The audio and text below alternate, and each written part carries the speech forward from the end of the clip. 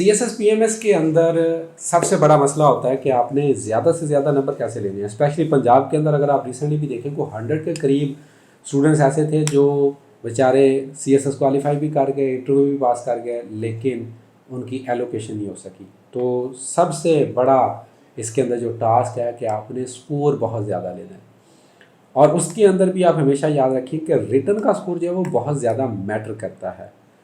आज हम डिस्कस करने जा रहे हैं कि वो कौन से 3 तरीके हैं, वो कौन सी 3 तजावीज़ हैं जिन पे अगर आप अमल करें तो आई एम श्योर कि इंशाल्लाह आपकी जो है वो CSS के अंदर 700+ स्कोर आपका आ जाएगा। मेरा नाम है मीश फीक, आई एम CSP ऑफिसर, और हम स्टडी रिवर इंस्टीट्यूट के प्लेटफॉर्म से आपको वेलकम करते हैं। आप हमारे साथ CSS PMS की मुकम्मल तैयारी कर सकते हैं। जी, सबसे पहली तजवीज़, इसमें कोई शक नहीं है और ये बहुत ज़्यादा डिबेटेबल एक टॉपिक है। सब्जेक्ट जो हैं उनमें बड़ा फ़र्क है। There is a scoring trend, यहाँ पे एक स्कोरिंग ट्रेंड एग्जिस्ट करता है। आप माने या ना माने, पंजाबी अगर आपको थोड़ी बहुत भी आती है तो आपको 50 से प्लस स्कोर दे देगी। हम बार बार मेरी सर गुलाम हुसैन की और इंटरनेट पे और भी बड़ी अदर वीडियोस आपको मिल जाएंगी जिसमें ये बारहा कहा जाता है कि रीजनल लैंग्वेजेस स्कोरिंग है। इसी तरह हम प्रमोट करते हैं कि आप नॉन ट्रेडिशनल सब्जेक्ट को ऑप्ट करने की कोशिश करें जिनमें कंपटीशन कम है।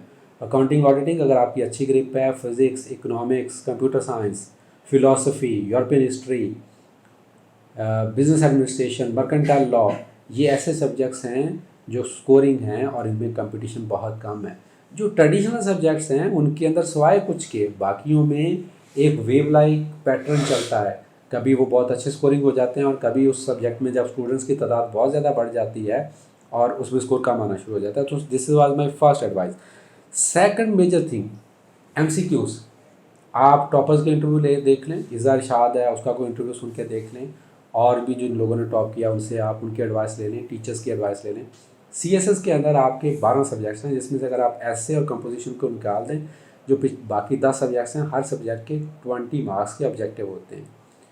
200 मार्क्स ये हो गए, और जो कंपोजिशन का सब्जेक्ट है उसके अंदर भी अगर आप देखेंगे 40 मार्क्स का तकरीबन ऑब्जेक्टिव पार्ट ही है।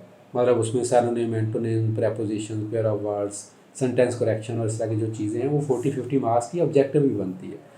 तो हमारा ये ख्याल है कि ये जो 250 मार्क्स की जो आपकी ऑब्जेक्टिव है, most of the students score hardly 125, यानी कि 50% स्कोर बड़ी मुश्किल से इसमें से कर रहे होते हैं। जो लोग बगैर तैयारी के जाते हैं, बगैर तैयारी के मुराद ये है कि वो सिलेबस तो पूरा पढ़ते हैं, वो पेपर पुराने भी तैयार करते हैं, लेकिन वो MCQs को अलहदा से प्रिपेयर नहीं करते। ये वो सबसे बड़ी मिस्टेक करते हैं।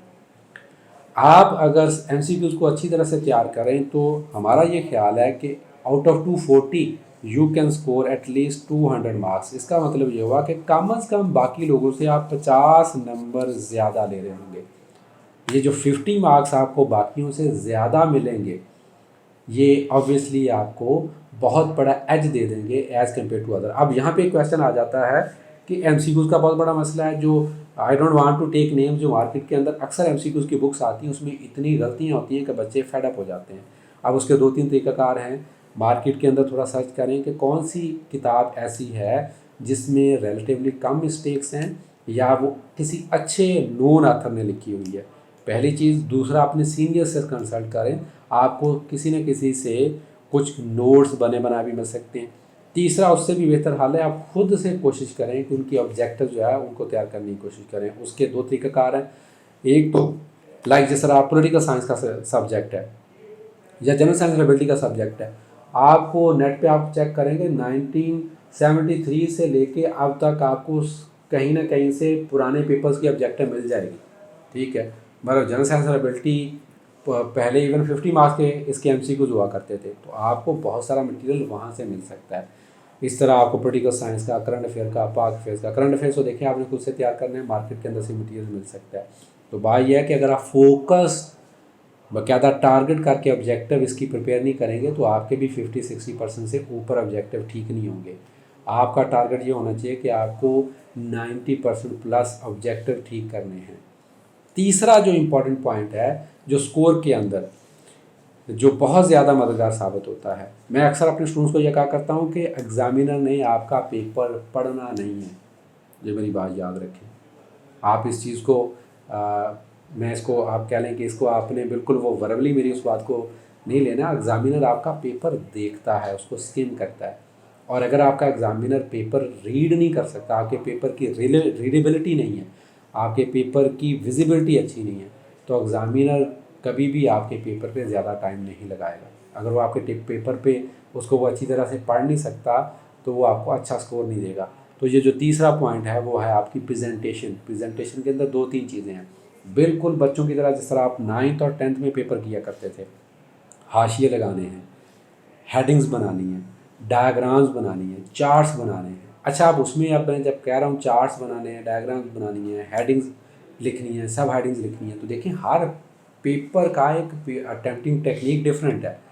जो पेपर की टेक्निक है एसए की, वो किसी और पेपर में उसको हम कॉपी नहीं कर सकते। जनरल साइंस एबिलिटी का बिल्कुल डिफरेंट तरीक़ाकार है, इस्लामिक स्टडीज़ का और पाक फेयर का बिल्कुल डिफरेंट तरीक़ाकार है। वो आपको उस सब्जेक्ट का टीचर बेहतर गाइड करेगा। बट मोटी मोटी जो चीज़ें हैं कि खुशखती आपकी अच्छी होनी चाहिए, पेपर इजीली रीडेबल होना चाहिए। कोशिश करें आप अच्छा लिख सकते हैं। इंटेंशनली आपने कोशिश करनी है कि आप अच्छी, सबकी हैंड राइटिंग अच्छी नहीं होती। जिनकी हैंड राइटिंग अच्छी है, मैं तो लिखने को तैयार हूँ कि उनके हर पेपर में 5 नंबर दूसरों से ज़्यादा आएंगे।